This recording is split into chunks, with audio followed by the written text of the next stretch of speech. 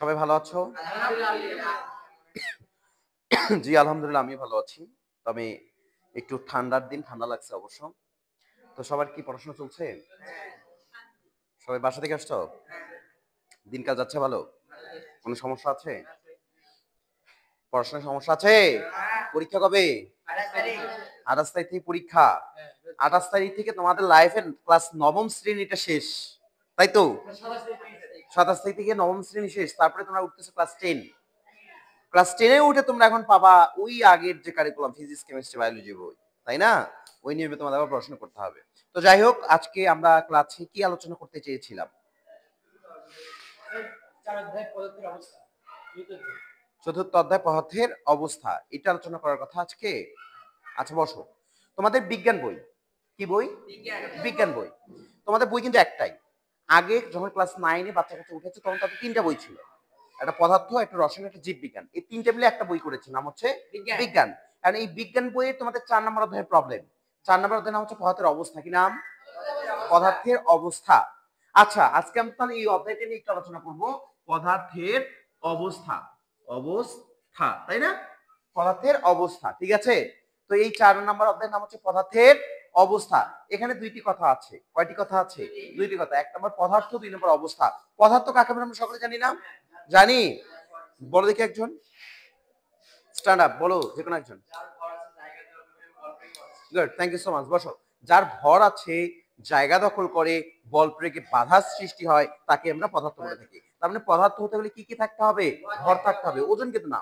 ওজন কিন্তু পদার্থের বৈশিষ্ট্যের মধ্যে পড়ে না। কেন বস্তুর ওজন 0 হতে পারে। কি হতে পারে? তুমি মহাকাশে যাও, বস্তুর ওজন 0।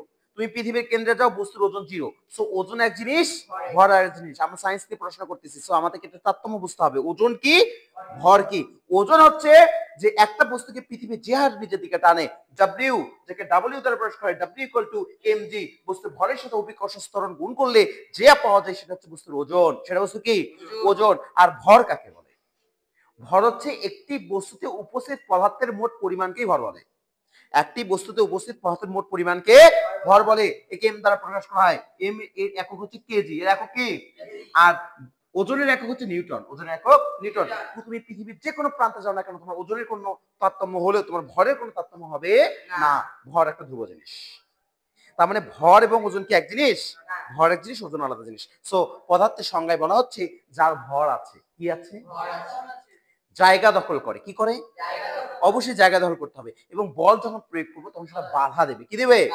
যেমন এই যে বোর্ডটা, এর ভর আছে না? এ কি জায়গা দখল করে আছে না? একে যে বল দিচ্ছে আমার হাতটাকে যেতে দিচ্ছে, যদি তাহলে আমাদেরকে বাধা সৃষ্টি করতেছে না। তার মানে কি? এই একটা পদার্থ। তাহলে পদার্থ হতে গেলে কন্ডিশন কয়টা? 3টা। 1 নাম্বার ভর থাকতে হবে, 2 নাম্বার জায়গা দখল করতে হবে, 3 নাম্বার বল প্রয়োগে আরো অনেক ধরনের বৈশিষ্ট্য দেওয়া যেতে পারে, যার জড়তা থাকে। সো অতগুলো আমরা মেইন 3টা নিয়ে কথা বলবো। বুঝতে পেরেছি? তাহলে তোমাদের কাছে আমার একটা ছোট্ট প্রশ্ন, তোমরা আমাকে বলো তো দেখি যে বাতাস কি পদার্থ? বাতাস, এই বায়ু, বায়ুটা কি পদার্থ? যদি হ্যাঁ বলো তাহলে আমাকে কন্ডিশন দেখাতে হবে যে বাতাস যে পদার্থ তাহলে এর ভর থাকতে হবে, এর জায়গা দখল করে সেটা বলতে হবে, এবং বল প্রয়োগ করে বাধা দিতে হবে। যদি তুমি 3টা কন্ডিশন আমাকে দেখাই দিতে পারো তাহলে আমি বলবো বাতাস পদার্থ। হ্যাঁ বলো। স্যার একটা চুপসে যাওয়া বেলুন আর একটা হচ্ছে বাতাস দিয়ে ফুলানো বেলুন।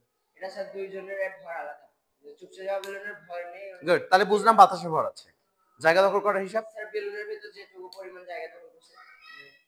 আচ্ছা ওজন, সরি ওজন না তো ভর গেল এগুলো। আচ্ছা বল প্রয়োগে বাধা। স্যার এই যে বাধা দিলেন। Good, thank you so much. এই সুন্দর কথা বলেছে। বাতাস একটা পদার্থ। বসো। বাতাসটা পদার্থ। সাধারণত দেখলে মনে হবে বাতাস তোমার চোখে দেখতেছে, এবার পদার্থ কেমনে হয়, তাই না? কিন্তু বাতাস পদার্থ কিভাবে বুঝবো? বাতাসে ভর আছে। কি আছে? যা বল প্রয়োগ করলে বাধাও দেয়। আবার কি আছে? জায়গাও দখল করে। কিভাবে বুঝবো? জায়গা দখল করে কেমনে? যদি জায়গা দখল করে তাহলে আমরা আছি কিভাবে এর মধ্যে, তাই না? প্রশ্ন হতে পারে না? তুমি একটা বেলুনকে ফু দাও তো কি হবে? বেলুনটা ফুলে উঠবে। ফুলে উঠলো কেন? তার মধ্যে কিছু না কিছু ঢুকেছে। কি ঢুকেছে? বাতাস ঢুকেছে, বায়ু প্রবেশ করেছে। এই বায়ুটা প্রবেশ করে জায়গা দখল করতে যাচ্ছে, যার ফলে সেটাকে আঘাত করে সে বেলুনটাকে কি ফুলিয়ে তুলেছে। বুঝতে পেরেছি? তার মানে এটা দিয়ে প্রমাণিত হলো যে বাতাসের জায়গা দখল করে। আচ্ছা বাতাসে কি ভর আছে? হ্যাঁ অবশ্যই আছে। তুমি বাসায় গিয়ে আজকে এই পরীক্ষাটা করতে পারো যে একটা লাঠি নিলা, লাঠি মাঝখানে একটা হচ্ছে দড়ি দিলা, এবার এখানে একটা চুপসে থাকা বেলুন নিলা, আর এখানে ফু দিয়ে একটা তুমি হচ্ছে বাতাস দিয়ে ভর্তি একটা বেলুন নিলা, নিয়ে এটা তুমি মাঝখানে ধরো, তুমি দেখবে এটা নিচের দিকে নামছে, এটা উপর দিকে নামছে, উপর দিকে উঠছে। এটা দিয়ে বোঝা গেল বাতাসে ভর আছে। আর বাতাস কি বল প্রয়োগে বাধা দেয়? যে হ্যাঁ দেয়। তোমরা কি কখনো হাই স্পিডে মোটরসাইকেল চালিয়ে গিয়েছো অথবা গাড়িতে গিয়েছো, হুট করে একটু হাতটা বের করে দেখিও যে বাতাস প্রচন্ড বেগে বেগে পিছন দিকে ঠেলতেছে।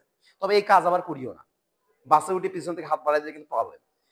দেখবা টুক করে যদি কিছু না থাকে, টুক করে একটু সময়ের জন্য তুমি দেখতে পারো যে এটা একটু পরীক্ষা করতে পারো। বা মোটরসাইকেল কারোর সাথে যাচ্ছ বা সাইকেলে যাচ্ছ, জোরে হাতটা একটু বের করে দেখবা যে কিছু একটা তোমাকে বাধা দিচ্ছে। বা আমরা ছোটবেলায় খেলছি না, একটা লাঠি নিয়ে অনেক জোরে জোরে করলে একটা শব্দ হতো, হতো না? বা লাঠিটাকে যখন জোরে নিয়ে যাচ্ছ যেতে যাচ্ছে না, তারপরে বাতাস বাধাও দেয়। তারপরে বাতাস একটা পদার্থ। বুঝতে পেরেছি? সবাই বুঝতে পেরেছো? কারো সমস্যা আছে? আচ্ছা, তাহলে পদার্থ বুঝলাম, বাতাস যে পদার্থ এটা বুঝলাম। প্রকৃতিতে পদার্থ তিনটা অবস্থায় বিরাজমান। কয়টা অবস্থায়?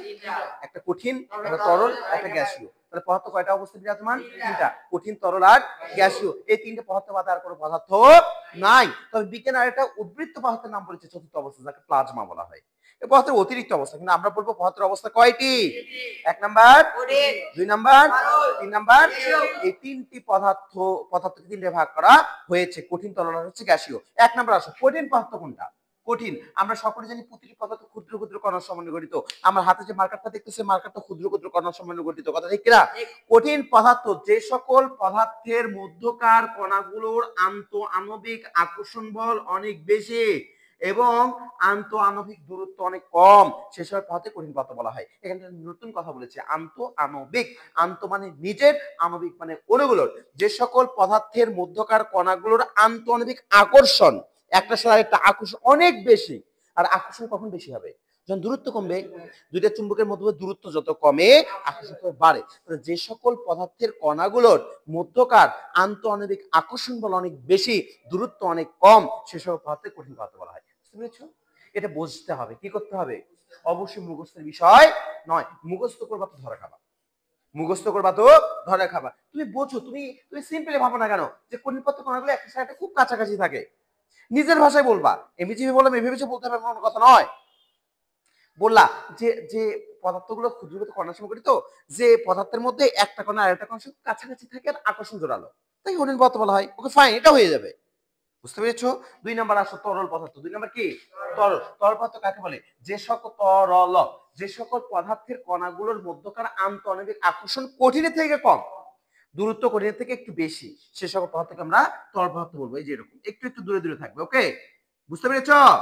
তো সে সকল পদার্থকে আমরা কি বলবো? তরল পদার্থ আমরা বলবো। এবার আমরা যে বিষয়টি নিয়ে আলোচনা করব সেটা হচ্ছে গ্যাসীয় পদার্থ। কি আলোচনা করব? গ্যাসীয়। যে সকল পদার্থের কণাগুলোর মধ্যকার আন্তঃআণবিক আকর্ষণ নেই বললেই চলে, কোনো আকর্ষণ নাই, একটা থেকে আরেকটা অনেক দূরে দূরে অবস্থান করে, তাদেরকে আমরা গ্যাসীয় পদার্থ বলবো। বুঝতে পেরেছো?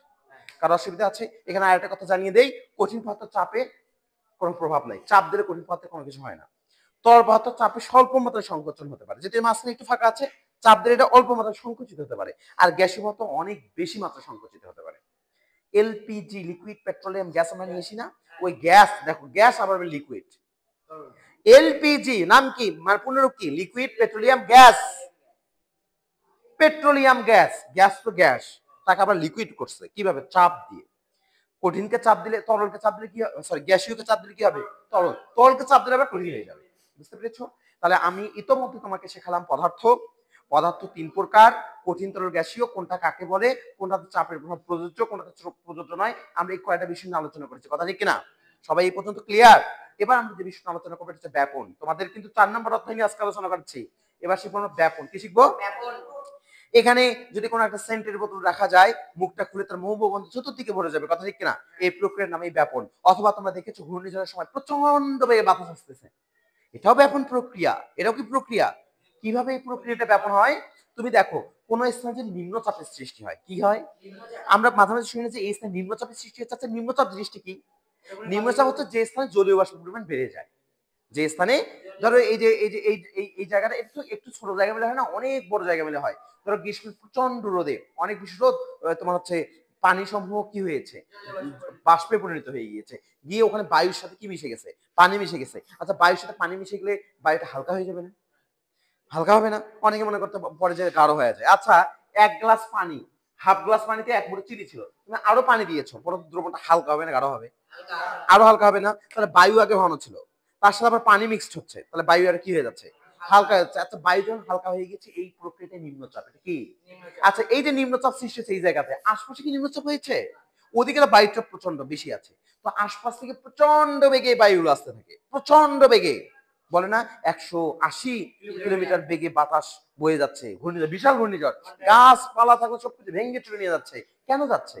ওই যে ওই স্থানে নিম্নচাপ সৃষ্টি হয়েছে, নিম্নচাপে সদরে যেতে চাচ্ছে, ফাঁকা স্থানটা ভর্তি করাতে চাচ্ছে, এই জন্য চতুর্দিক থেকে বাতাস ওই জায়গাটা ভরাট করতে চাচ্ছে। বুঝতে পেরেছো? এখন চতুর্দিক দিয়ে যখন বায়ুগুলো আসবে, মুখোমুখি যখন বায়ু সংঘর্ষ করতে, তখন একটা ঘূর্ণনের সৃষ্টি হয়। কি হয়? ওই ঘূর্ণনের মধ্যে কোনো স্থানে ছেড়ে উপরে নিয়ে অন্য জায়গায় ফেলাই দেবে। এটা কোন প্রক্রিয়া বলো? ব্যাপন প্রক্রিয়া। বেশি ঘনত্ব থেকে কম ঘনত্বে ছড়িয়ে পড়ে কোনো গ্যাসের অণুগুলো, এটাই ব্যাপন।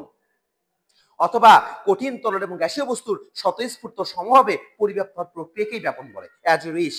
কঠিন তরল গ্যাসীয় বস্তু স্বতঃস্ফূর্ত, স্বতঃস্ফূর্ত মানে হচ্ছে বাহির থেকে শক্তি দেওয়া ছাড়াই নিজে নিজেই কাজ করতে পারে। সেন্টের বোতলে যখন মুখটা খুলে দিয়েছো, সেন্টগুলো অটোমেটিকলি ছড়িয়ে পড়তেছিল না, নাকি ওকে লাঠি দিয়ে পিটানো হয়েছে?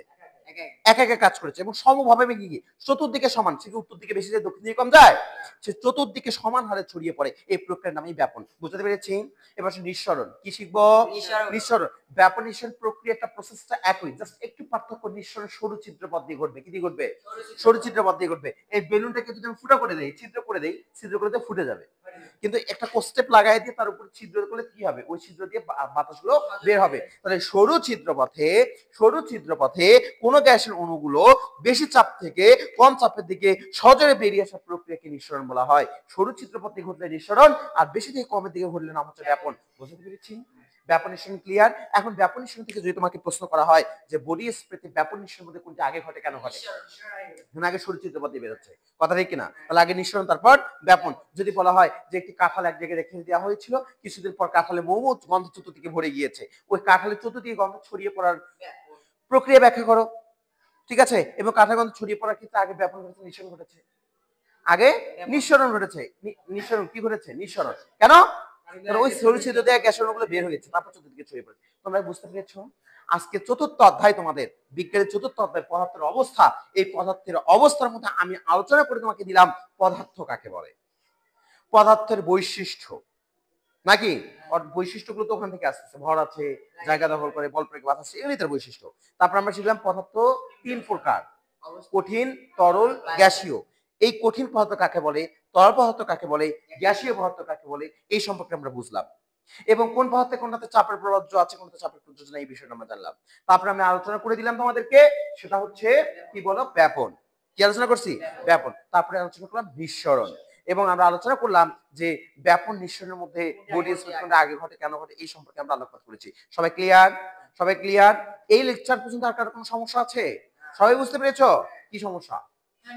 আলো বা আধারে নিঃসরণের উপরে কি কোনো প্রভাব ফেলে? না, না। বসো। আর কারো সমস্যা আছে? সবাই ক্লিয়ার? সবাইকে ধন্যবাদ। Thank you so much. আজকে ক্লাসে পর্যন্ত।